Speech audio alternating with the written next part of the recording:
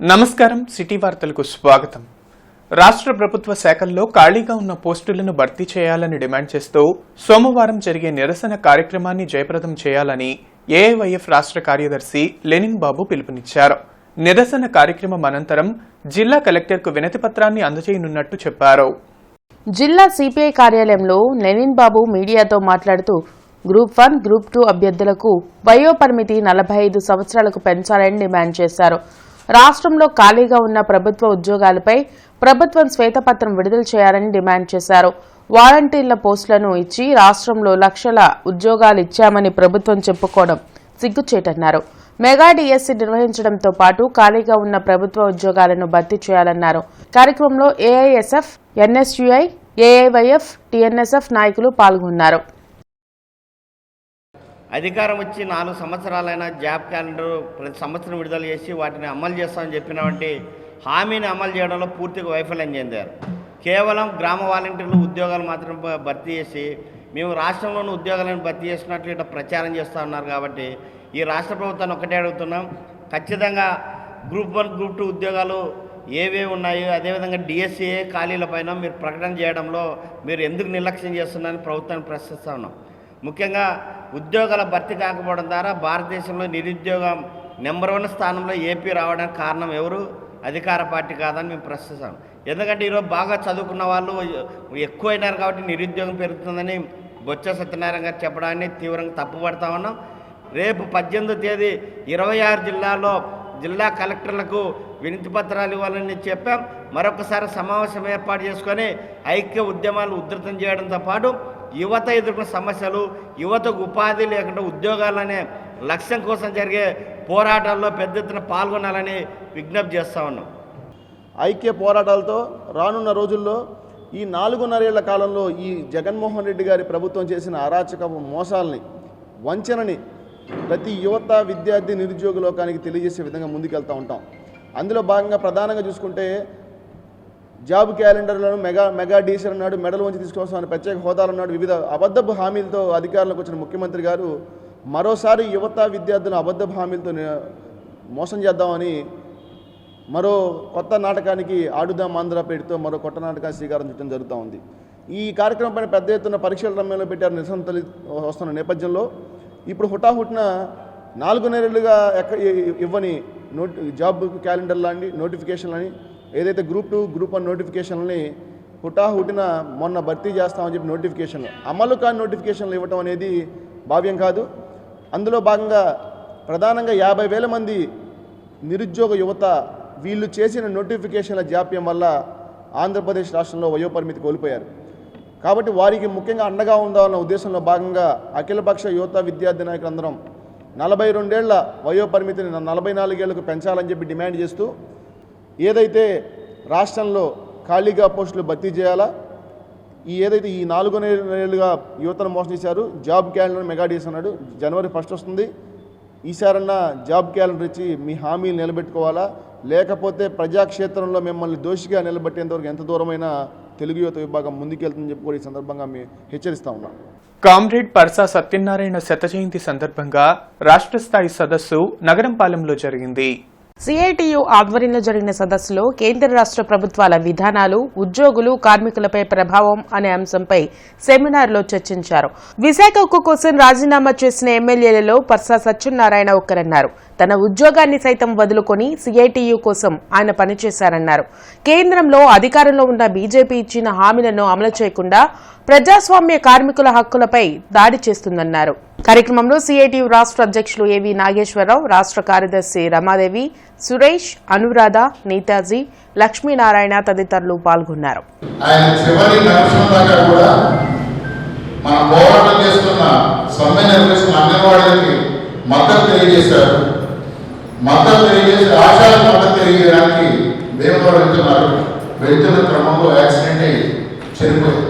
దానికి కొద్ది రోజుల ముందే 11వ తారీఖు నేను సర్వశిక్ష అధికారిగా పెద్ద మంది వేలాదితో విజయవాడలో ధర్నాన్ని నిర్వహించాను. ఆ విజయవాడ ధర్నాకి రావడం, మాట్లాడడం, వాళ్ళ డెలిగేషన్ తీసుకెళ్ళడం కూడా జరిగింది. అంటే కార్మిక వర్గంగా, ఉద్యోగ వర్గంగా ఎవరు ఏ సమస్యలు ఎదుర్కొంటున్నా, వారి సమస్యల మీద న్యాయమైన పోరాటాలు చేస్తున్నా, ఆ మద్దతుగా నుంచి ప్రత్యక్షంగా పోరాటాల్లో పాల్గొని అవసరమైతే అధికారులు మనతో వచ్చి విన్నపత్రాలు ఇచ్చి మాతో పాటు కాంట్రాక్ట్ అవుట్సోర్సింగ్ ఉద్యోగుల సంఘాల నిర్మాణంలో మాతో పాటు అరెస్టైజేషన్ దాకా వచ్చిన వ్యక్తి సాఫీ గారు. అటువంటి వ్యక్తి మన మధ్య లేకపోవడం అనేది శోచనీయం. వారి కుటుంబానికి ప్రగాఢ సానుభూతిని తెలియజేస్తున్నాం. ఏదైతే చివరి వరకు సాఫీ గారు కానీ ప్రసాద్ సత్యనారాయణ గారు కానీ పనిచేశారు, ఆ ఆశయాల కోసం మన ఉద్యమం కోసం మనందరూ కూడా పనిచేయాలని చెప్పి మీకు అందరికీ విజ్ఞప్తి చేస్తూ వైసీపీ క్రిస్టియన్ సెల్ రాష్ట్ర అధికార ప్రతినిధిగా పోలే ముత్యంను నియమించారు.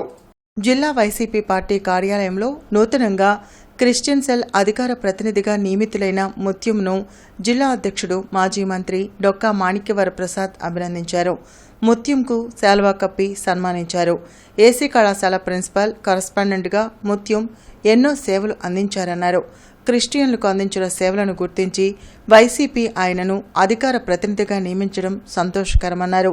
కార్యక్రమంలో రాష్ట్ర అధ్యాపకుల విభాగం అధ్యక్షులు శ్రీనివాసరెడ్డి తదితరులు పాల్గొన్నారు. పోలే ముత్యం గారిని నియమించడం గౌరవ ముఖ్యమంత్రి వర్యులు రాష్ట్ర వైఎస్ఆర్సీపీ అధ్యక్షులు జగన్మోహన్ రెడ్డి గారికి గుంటూరు జిల్లా అధ్యక్షుడిగా నేను ధన్యవాదాలు తెలియజేస్తా ఉన్నాను. పోలే ముత్యం గారు ఏసీ కాలేజీ ప్రిన్సిపాల్గా కరస్పాండెంట్గా క్రైస్తవ సమాజంలో చాలా పేరు ప్రతిష్ఠున్న వ్యక్తి.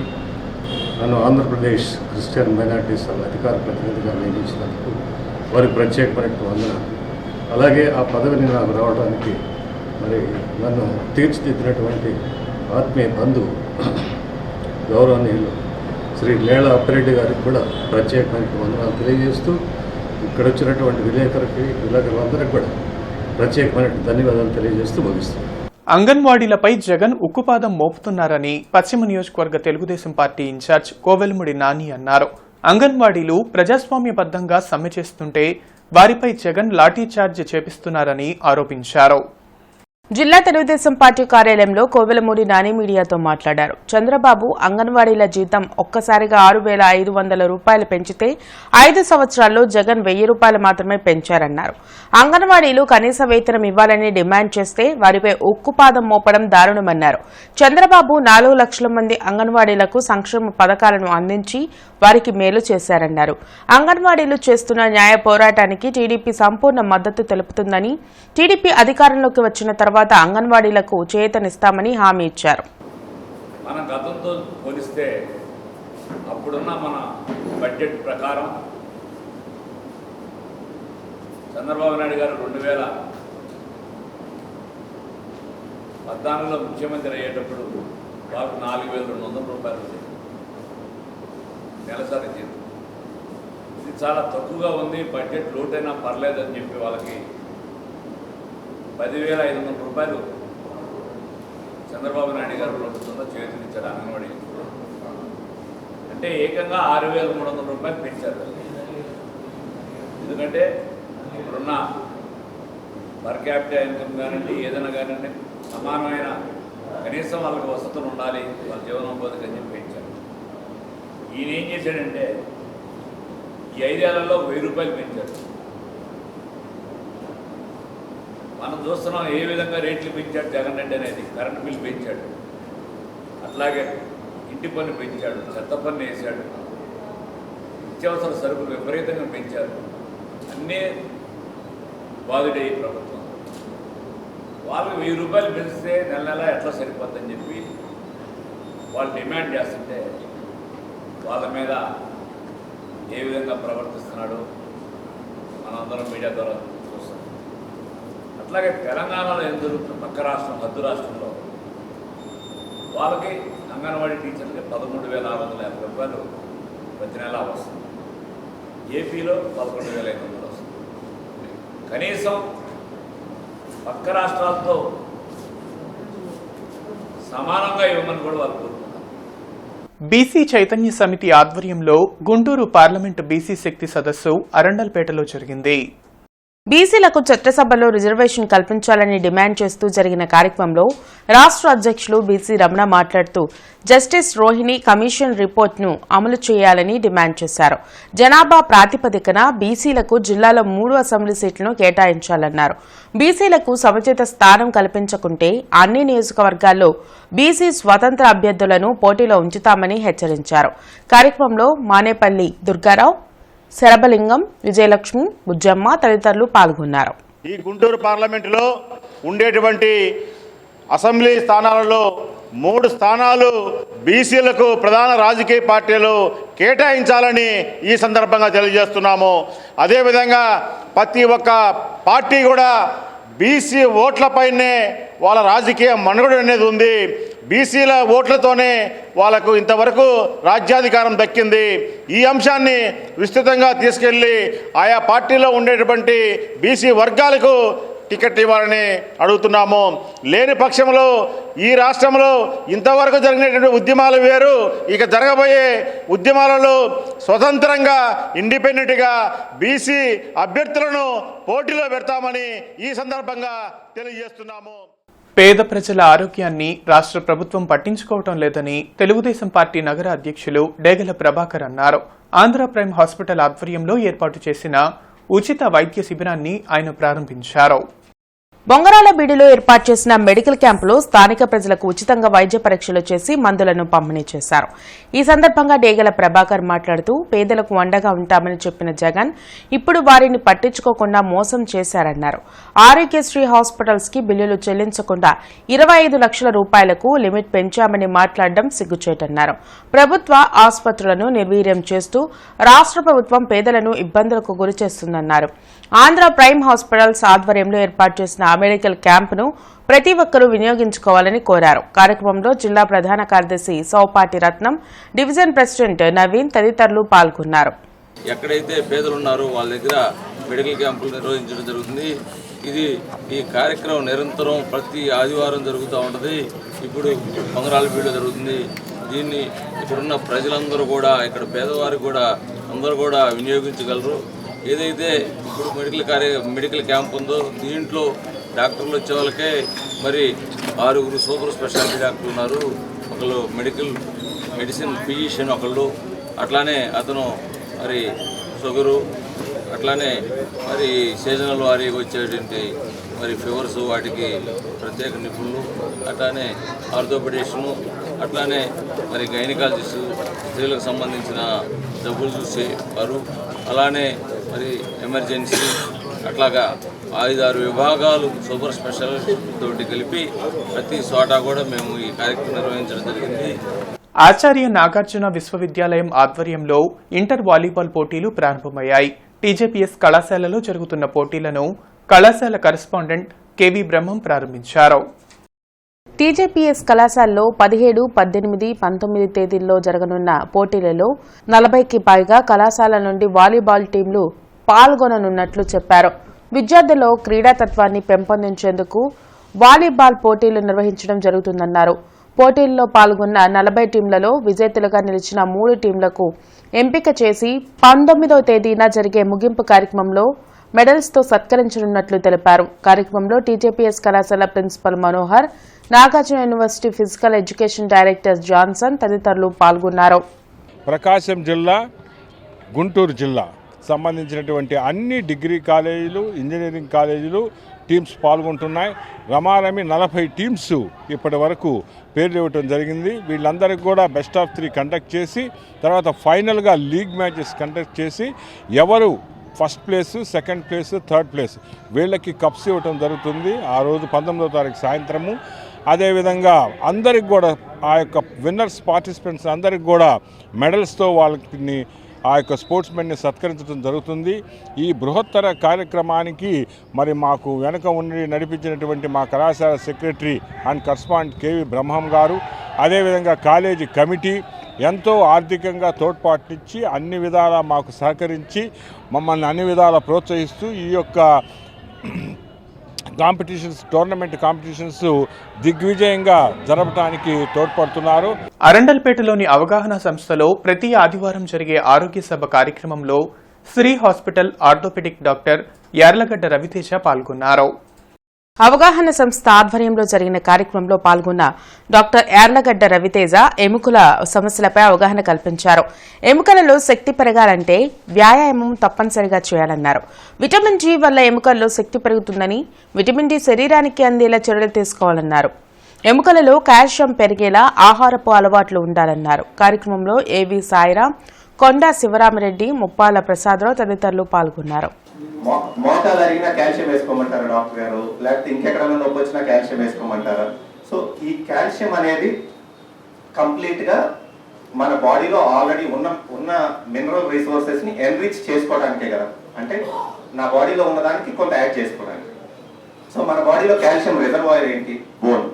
Bone is the largest reservoir of calcium. So ఒక ఏజ్ వచ్చే వరకు ఆస్టియోక్లాస్టిక్ యాక్టివిటీ, ఆస్టియోబ్లాస్టిక్ యాక్టివిటీ అంటే బోన్ ఫార్మింగ్ యాక్టివిటీ, ఆస్టియోక్లాస్టిక్ యాక్టివిటీ అంటే బోన్ బ్రేకింగ్ యాక్టివిటీ. సో ఒక ఏజ్ వచ్చే వరకు మన బాడీలో బోన్ బిల్డ్ అయింది. ఒక ఏజ్ తర్వాత మనం బతకడానికి ఆ బోన్ రిజర్వాయర్ అంతా వాడుకుంటాం.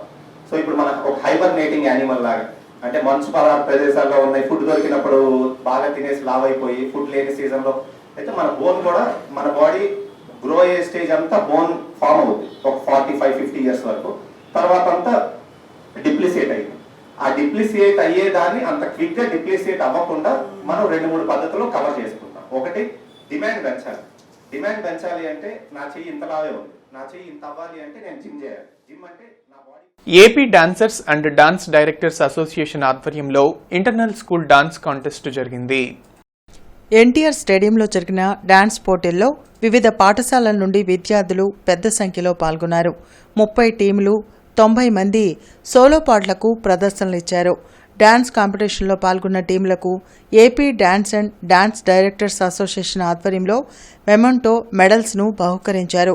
కార్యక్రమంలో association president Lokesh, secretary Malli, joint secretary Bujji, Sunny, కోశాధికారి రాంబాబు తదితరులు పాల్గొన్నారు. మరి ప్రతి ఒక్క స్టూడెంట్ కూడా classical, western, solo, group dancers మరి అనేక రకాలుగా పార్టిసిపేట్ చేయడం జరిగింది.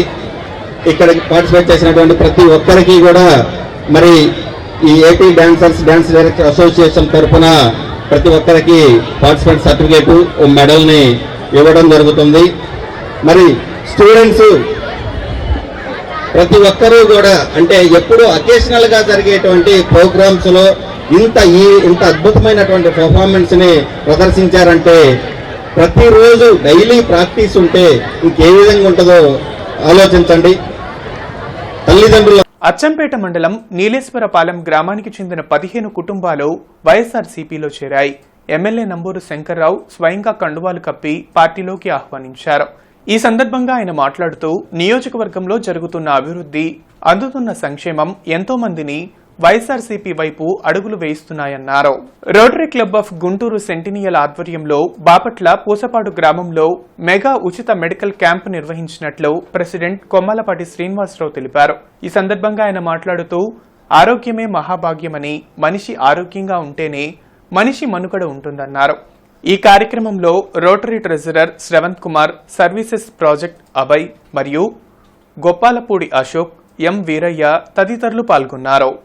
మా రోటరీ మిత్రులు, కుటుంబ సభ్యులందరి సహకారాలతోటి ఈ క్యాంపు నిర్వహిస్తున్నాము. ఈ క్యాంపుకి భారీగా గ్రామస్తులు వచ్చి మెడిసిన్ కూడా ఫ్రీగా ఇస్తున్నాము. హార్ట్కు సంబంధించినటువంటి వాళ్ళు ప్రేమ హాస్పిటల్ నుంచి డాక్టర్ కోట ప్రగతి గారు, అలాగే డాక్టర్ శివాజీ గారు, అలాగే అనూషా బేగం గారు, అలాగే కరణం హేమంత్ గారు తదితరులు డాక్టర్లు అందరూ వచ్చి ఉన్నారు. కార్డియాలజిస్ట్ డాక్టర్ గుండె స్పందన సంబంధించినటువంటి డాక్టర్ గారు శివాజీ గారు కూడా వచ్చి ఉన్నారు. ఈసీజీలు ప్లస్ మరియు బ్లడ్. విద్యార్థులు తాము చదివినటువంటి కళాశాలని గుర్తుపెట్టుకుని సేవ చేయటానికి ముందుకు రావటం చాలా చక్కని పరిణామమని హిందూ కళాశాల ప్రిన్సిపాల్ పిఎం ప్రసాద్ అన్నారు. కళాశాల పూర్వ విద్యార్థి పి అనిల్ కుమార్ తను చదివినటువంటి భౌతిక శాస్త్ర విభాగంకు ₹1,00,000 విరాళంగా ఇచ్చిన సందర్భంగా జరిగిన కార్యక్రమంలో ఆయన మాట్లాడారు. ప్రతి సంవత్సరం భౌతిక శాస్త్రంలో ప్రథమ, ద్వితీయ శ్రేణులలో ఉన్న విద్యార్థులకు అనిల్ కుమార్ పేరు మీదుగా బహుమానాన్ని అందజేస్తామన్నారు. ప్రజల నుండి స్థానిక సమస్యలపై అర్జీలు స్వీకరించే కార్యక్రమం స్పందన రేపు ఉదయం 10 గంటల నుండి మధ్యాహ్నం 1 గంట వరకు జీఎంసీ కౌన్సిల్ హాల్లో ఉంటుందని కమిషనర్ కీర్తి తెలిపారు. సచివాలయాల్లో ప్రతిరోజు మధ్యాహ్నం 3 గంటల నుండి 5 గంటల వరకు స్పందన జరుగుతుందని, స్థానికంగా పరిష్కారం కాని సమస్యలపై అర్జీలు ఇవ్వొచ్చని సూచించారు. Rotary club of Guntur Vikas వారి ఆధ్వర్యంలో అమృత హాస్పిటల్ సౌజన్యంతో కొరటపాడు వాకింగ్ ట్రాక్ ఆవరణలో మెగా మెడికల్ క్యాంపు జరిగింది. ఈ క్యాంపులో doctor Anjith, doctor Hemanth, doctor Vinod, doctor వెంకటేష్లు పాల్గొని వైద్య సేవలు అందించారు. ఈ మెడికల్ క్యాంపును services project director P Prem Kumar sponsor చేయగా P Sivaprasad, Govind Srinivas medicine sponsor చేసినట్లు తెలిపారు. గుంటూరు విద్యార్థినైన నాకు మహనీయులు బాపు, రమణ, బాలు పేరుతో పురస్కారం దక్కటం అదృష్టమని ప్రముఖ సినీ దర్శకులు అనిల్ రావిపూడి అన్నారు.